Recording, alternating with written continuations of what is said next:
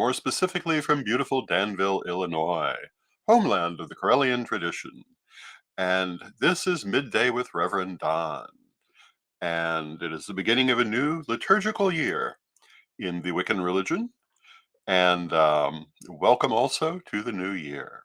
And as you know, if you follow Midday with Reverend Don, you can communicate with me directly by typing your question or comment into whatever platform you may be watching on, and it will appear here in my chat room, and we can talk directly.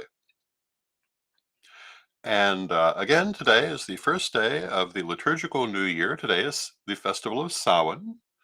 Um, Many people think of Samhain as being October 31st, and it's considered to begin at sundown on October 31st, but the date is actually November 1st. Always has been, at least since it was first recorded with a date. And it is one of the four great Celtic holidays. The beginning of winter, the turn of the year. And the ancient Celtic peoples regarded the day as beginning at sundown and the year as beginning with winter. And hello to Lynn in the chat room. It's good to see you. And that's why this festival has these qualities. And so Samhain continues until sundown today. And today, however, we focus on the second part of that holiday. The first part is letting go of the old. The second part is embracing the new. Last night, I had the great pleasure of attending an all-night vigil. An all-night vigil held by the Corellian First Priesthood, Lord Phoenix, and Lady Alyssa. Hello to Arlene in the chat room. It's good to see you. I did not stay quite all night, but I stayed a good bit of it, and it was a lovely experience. There were a number of rituals aimed at releasing the old year and embracing the new. Hello to Green Skull in the chat room, who says, hello, Grandpa. Good to see you. And Green Skull says, remember me. I do not at this moment remember you under the name Green Skull. Can you remind me who you are? I'm sure I do remember you. And hello to Kazan in the chat room. Hello to Lynn. But you know, sometimes the names throw me, especially now that I am a grandpa and getting older. But it's good to see you. Oh, we talk about candles. Yes, I do remember that. Yay. And yeah, there were lots of candles last night. So this is quite appropriate. And it's good to see you, Green Skull. There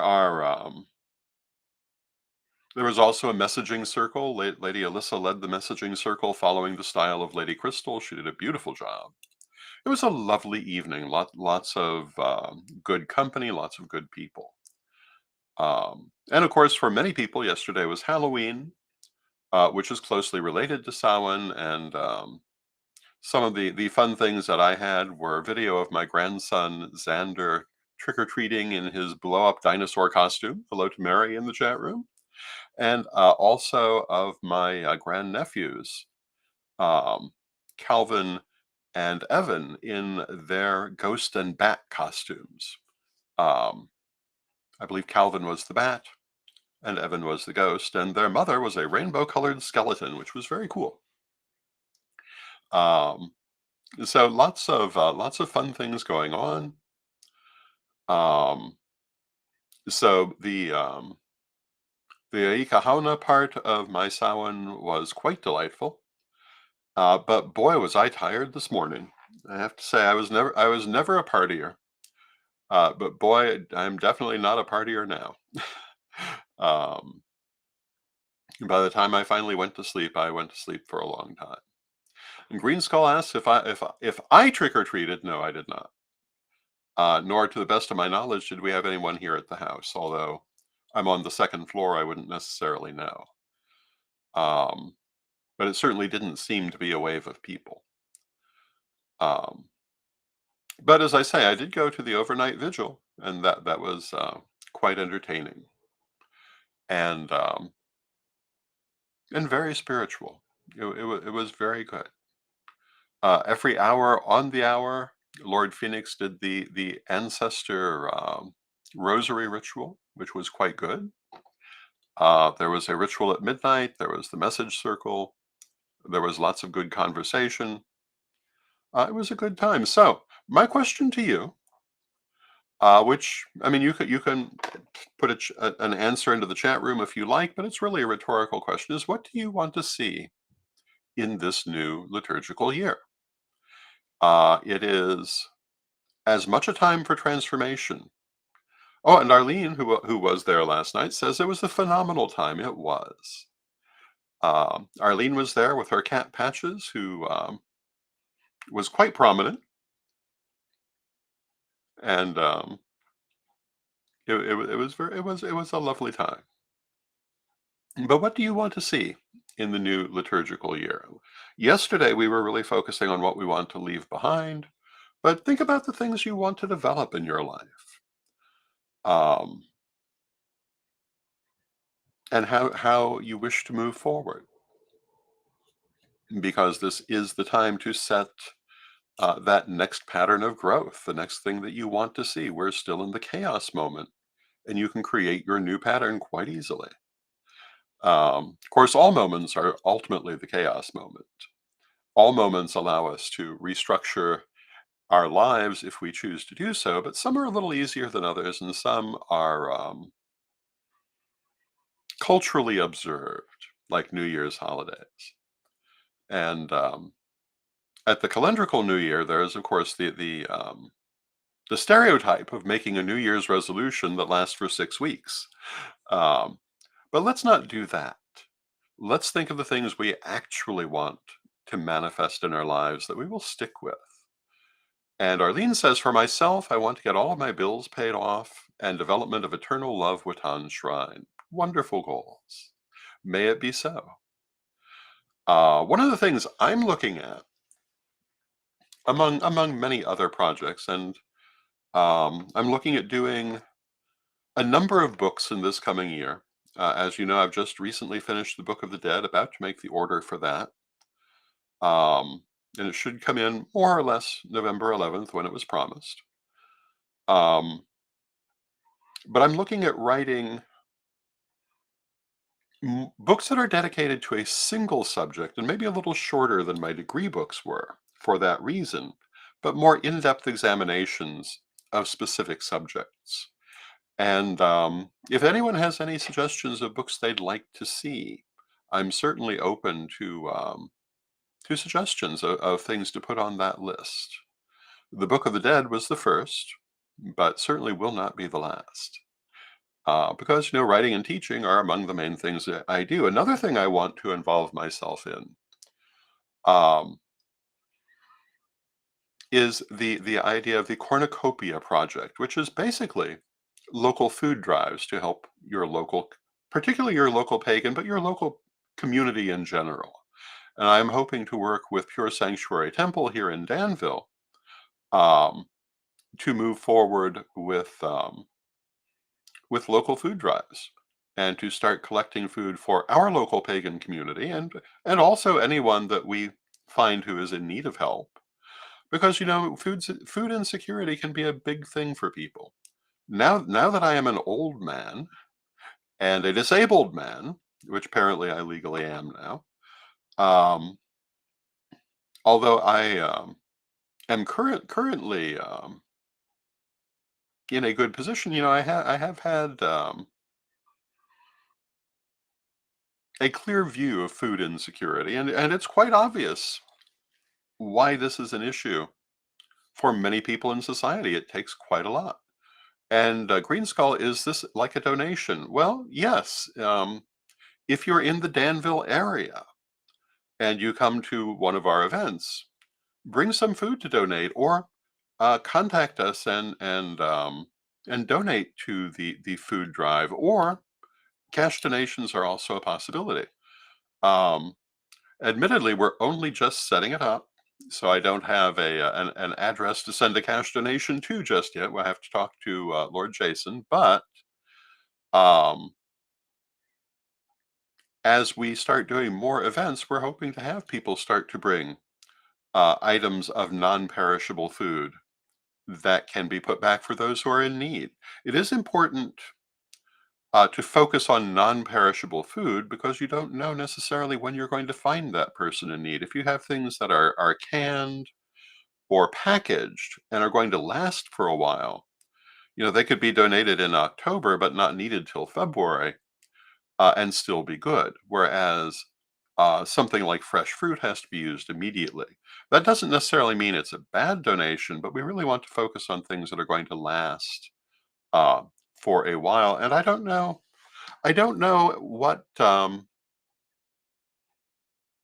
trajectory of this is going to be. It's only just being put together, but I think it's a very worthwhile cause. And as I say, I'm going to be doing it here in Danville with Pure Sanctuary Temple, but I'd like to see people start doing it across the country. I think our pagan community in particular, certainly not exclusively, would benefit from more food pantries, more food drives, more food sources.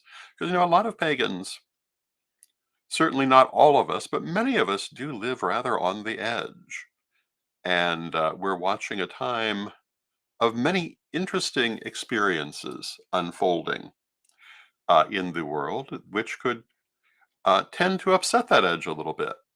And I think that we need to be prepared for possible upheavals, possible difficulties, even just plain old inflation that will make things difficult for the poorer members of our communities.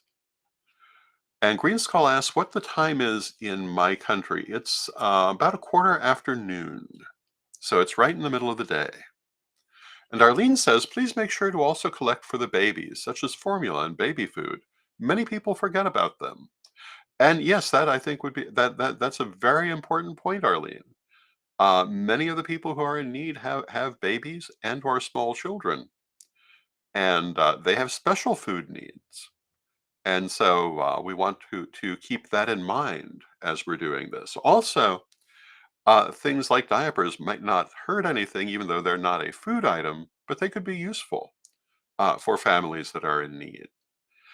And I think it's very important for us to start this year, which has so many interesting things going on and so many interesting predictions about it, thinking about how to make sure our community is secure, even in insecure times. And for some of us, even the most secure times can still be insecure. So I think this is a good use of time. It certainly is not the only thing worth focusing on. There are so many things worth focusing on, but it is something I plan to put a certain amount of my time to. And the overall project is Project Cornucopia, and Lord Jason and I will be talking about how to implement it here locally. We'll probably be talking a little bit about it on Saturday at the event that's being planned, and I'm sure you'll hear me talk about it here much more often in future, along with many other projects. And it is definitely winter time here now. At present, we are at 42 degrees, so it's not so terribly bad. No, it will not be created into an order. Arlene is asking. It is not a tradition-specific project necessarily. It's a community project. Um, However, orders may become involved in it, um, or at least that's my anticipation. But I don't think we want to limit it um, any more than circumstances require. So we want to keep it open to as many people as possible. And going forward, I'm hoping that we will see many people become involved. I'm hoping we'll see. Arlene says it would be good for the paladins. Yes, it would. It's the kind of things that the paladins were created for. Um, and so, if any paladins are interested in involving themselves, that they're welcome to contact me, particularly here in the Danville area. We do have a couple of paladins here. Um, and the the um, the running details are still taking shape, but right now it's basically if you're coming to local events, consider bringing a donation, and we will see getting them to people who will benefit from them. And there'll be a lot more said about it in future. And the Paladins are an interesting order. They were created to be a social service order, and we will we'll see if any of them choose to involve themselves. That would certainly be lovely. There are people all over, well, all over the world, and um, our viewership in this program is all over the world, and the Corellian tradition is all over the world, and the pagan community is all over the world. So we're not necessarily talking um, just Danville, Illinois, just the United States. We're talking about something that can be everywhere, and arguably should be. Years ago, Abby Willowroot, who was a high priestess in a number of traditions, including the Corellian tradition, um, and I think primarily the Dianic tradition, if I remember correctly. Lovely, lovely woman, good friend. Did the Goddess 2000 project, which was one of the first real international projects in the pagan community, and a huge success. And she really laid out, I think, how to do something like that well. Um, she worked with a number of people, including Sir Edward, who was working very closely with her in that project. And in the end, the Goddess 2000 project lived up to its goal of a goddess on every block. There were Goddess 2000 art displays all around the U.S. and several other countries. It was beautiful, and not terribly well remembered, unfortunately, but beautiful. And I think I certainly would love to see it better remembered than it currently is. But I think one of the things that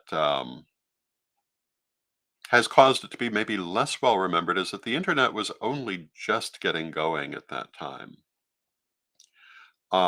To us, it seemed well established, but looking back, that was because we were in Chicago, and many people I knew at that time didn't even have internet yet, um, outside of the big cities, and consequently, there's not as much online coverage of it still out there to be found, or that was done at the time.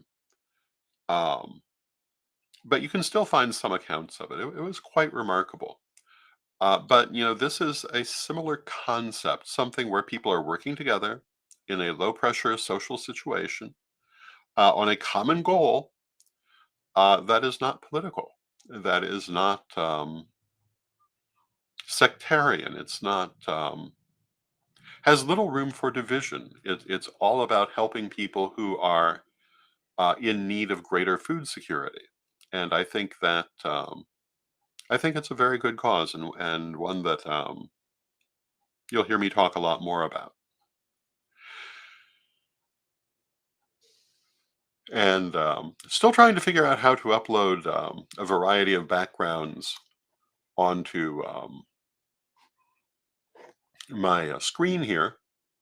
I'm enjoying this background, but I have so many of my own that I would like to see included. And the weird thing is that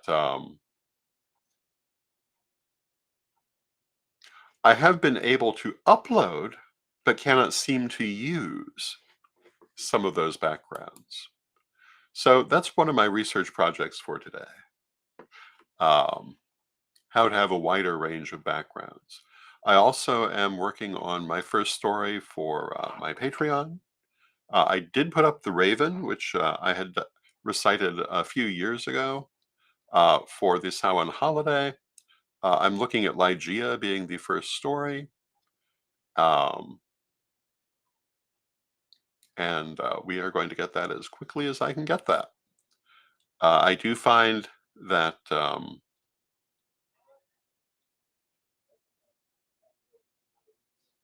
it's probably going to be about a half hour long.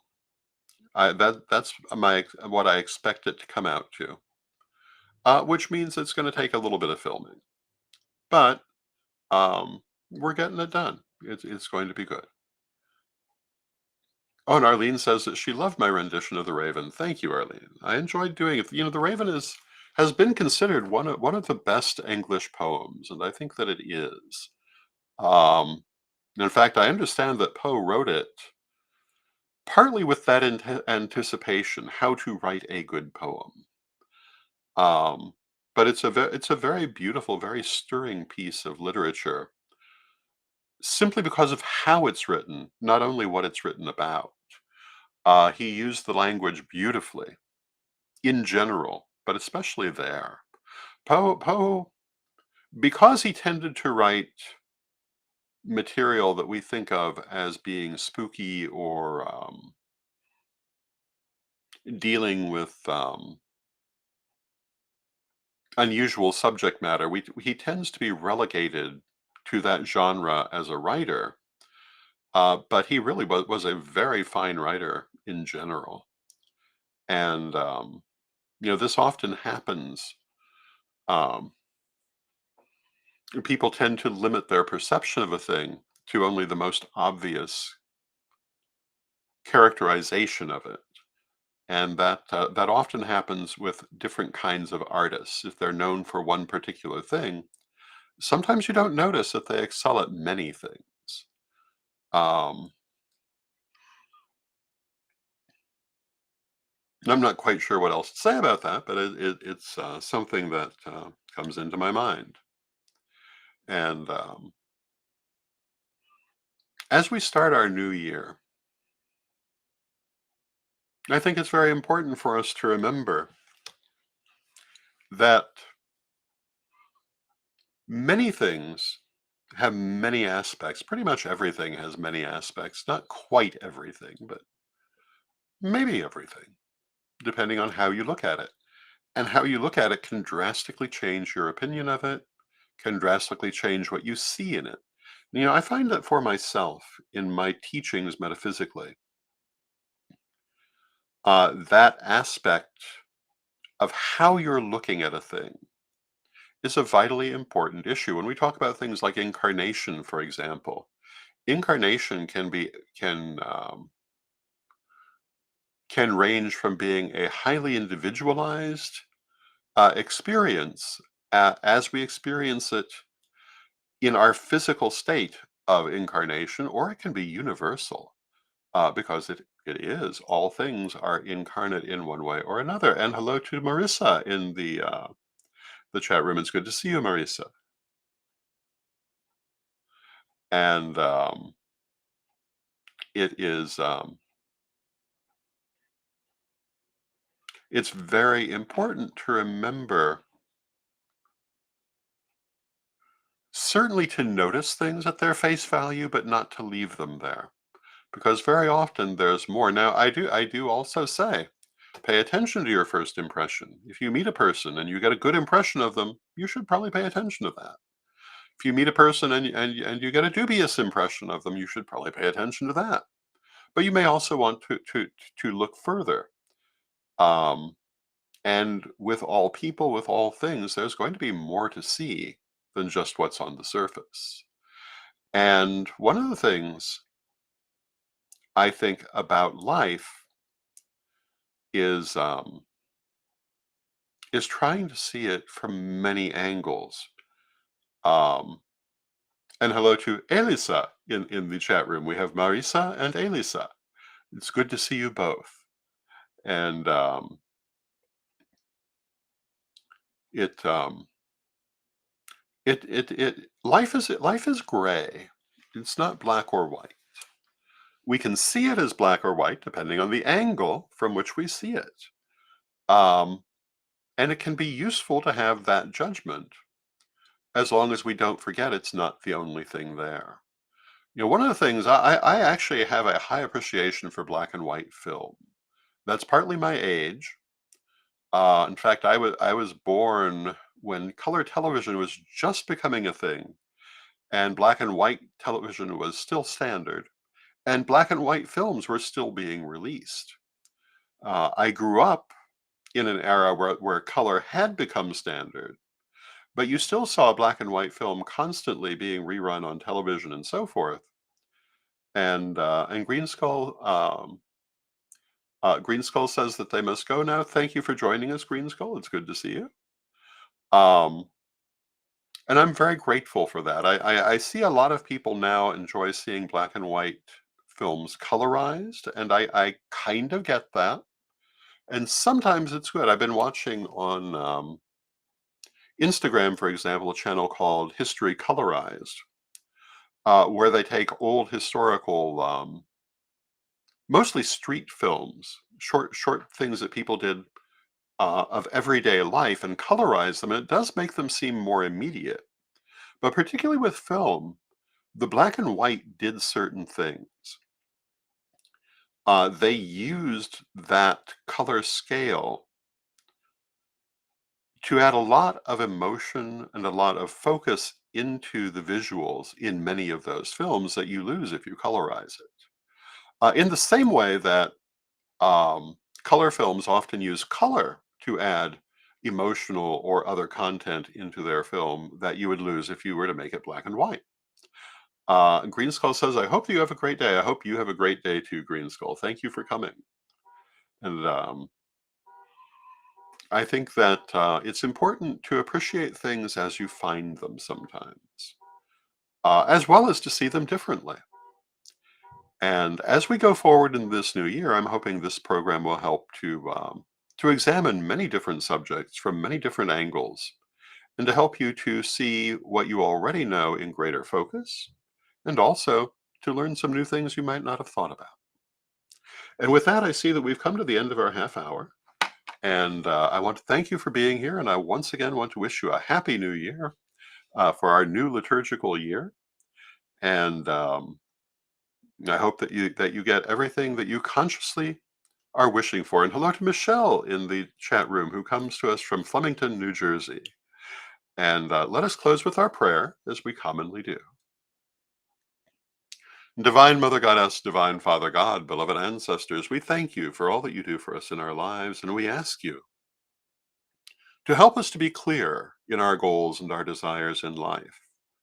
Help us to see ourselves clearly, the things that we need, the things that will benefit us, and help us to know the difference between what we truly want and what we only think we want.